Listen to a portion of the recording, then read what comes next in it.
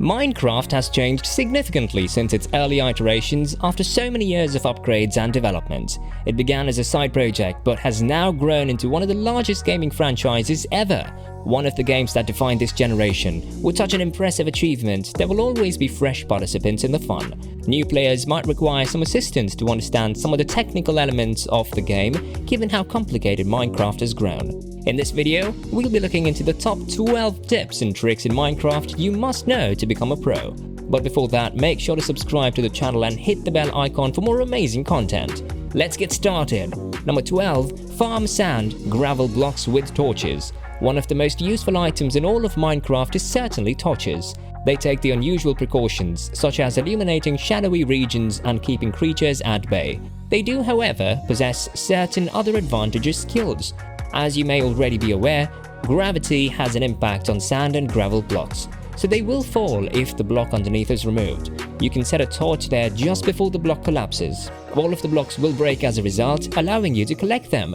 To avoid being killed by falling gravel or sand when digging uphill, you may also use a torch as a fun bonus tip. Number 11. Submerge flashlights, ladders, signs, fences and doors. Torches have saved the day once more. Take lots of candles with you when you go on an underwater adventure. You can breathe underwater for a longer time with their assistance. It produces an air bubble for a brief period of time by placing a torch on a block. This only works if you put it on a vertical surface exactly close to your head, but it's plenty to ensure that you can take a few extra breaths if necessary. According to the game, this hack works with any item that has air surrounding it, which includes not only torches, but also simple to make objects like ladders, signs, fences and doors. Number 10. The endless source of water. This building is perfect for being close to a farm. To make this work, you won't need to move many water buckets around or construct them close to a water source. You only need 2 buckets of water to get started, and it's also really easy to construct. Make a square in the ground that is 2 by 2. It ought to go down 1 block.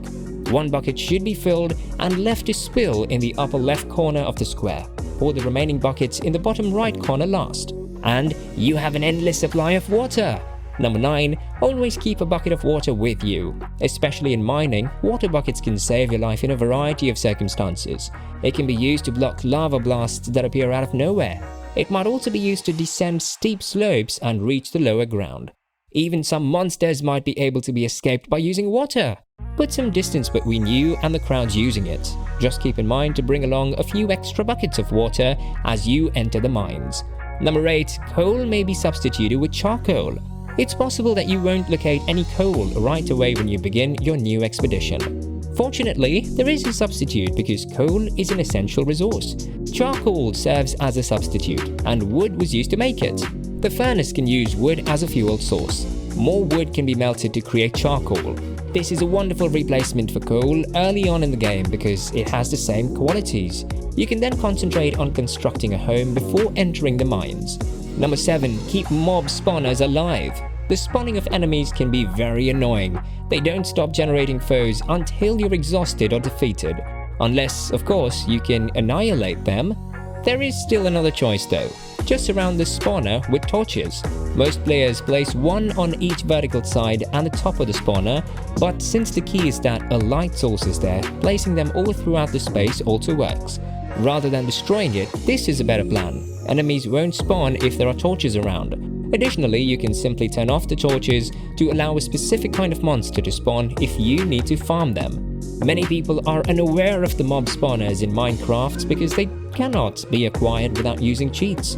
For a good reason, not even players using enchanted pickaxes with the silk touch will be able to collect those blocks. When a player approaches a particular mob, a mob spawner will repeatedly spawn that mob, allowing for the farming of that mob's resources. Number 6. Don't stow beds in the basement. Beds are practical in their standard dimensions. In the event that you pass away while on a quest, they build a checkpoint.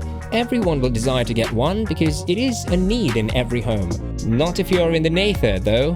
You explode if you spend the night in the Nether. Not a smart idea if you want to accomplish anything in the Nether. Before you head out to battle blazes and the zombie pigmen, just keep in mind this one small fact. Number 5. Walking on the edge.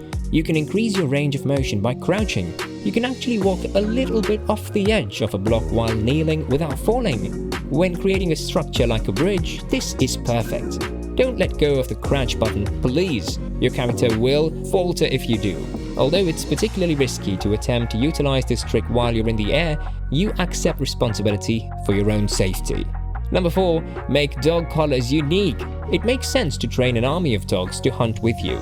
They excel in battle and can tip the balance in your favor. To further distinguish them, you might wish to give them all unique names.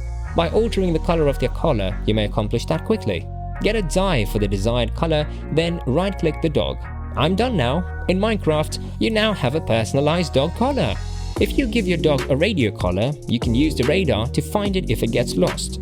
You'll need 3 iron ingots and 1 square-shaped piece of redstone dust to make the radio collar. 1 radio collar, 1 empty map, and 1 redstone dust are required to make 1 radar. The location of your collared dog is indicated by the white dot marking. Number 3. Treating the zombie villagers. The zombie villagers in Minecraft are a relatively recent development. In essence, an illness strikes the villagers and transforms them into zombies. You can heal them and open up their trading post, though the zombie must first be given the weakness status, which you can achieve with a potion. A golden apple is then given to it. The zombie villager ought to be cured at this point, having waited roughly 2 to 5 minutes. If you haven't already, you can proceed to the zombie doctor milestone by healing a zombie villager. If the villager was treated and had a profession, the player who killed them would always receive significant trade discounts. Another thing to bear in mind is that in Bedrock Edition, the discount spreads through the talking of villagers 16 blocks in a cube from the cured villagers. There is also a significant reduction with 1.16. Number 2. Pumpkin head. Wearing a pumpkin is more about just making you look fantastic, but it also has other advantages that can aid in defeating a formidable adversary. You won't be attacked by Endermen if you're wearing a pumpkin, despite your attacks on them. Endermen won't assault somebody unless they look them in the eye, but the pumpkin technically stops you from seeing someone in the eye. They therefore adhere to their stance and abstain from retaliation. Such brave adversaries! In Minecraft, carved pumpkins can be worn as headgear similar to a helmet or a mob head. As a mask, players can avoid provoking Endermen by staring directly into their eyes. When players are adventuring the end, this may be useful. The player's screen displays a pattern, which is the only drawback. Players can, however, disable it by switching to a third person or F1 mode. Number 1. Safe mushroom biomes. The only habitat where hostile monsters do not spawn at night is the mushroom biome. As a result, it is both the safest and the most ideal location to set up residence in Minecraft. Additionally, there are no mobs in the cave systems, making mining safer. But beware that mob spawners will continue to function. So if you do spot any spiders or zombies, you may be sure a spawner is close. The mushroom biome is often a nice place to set up camp. In Minecraft, the mushroom field biome is well known.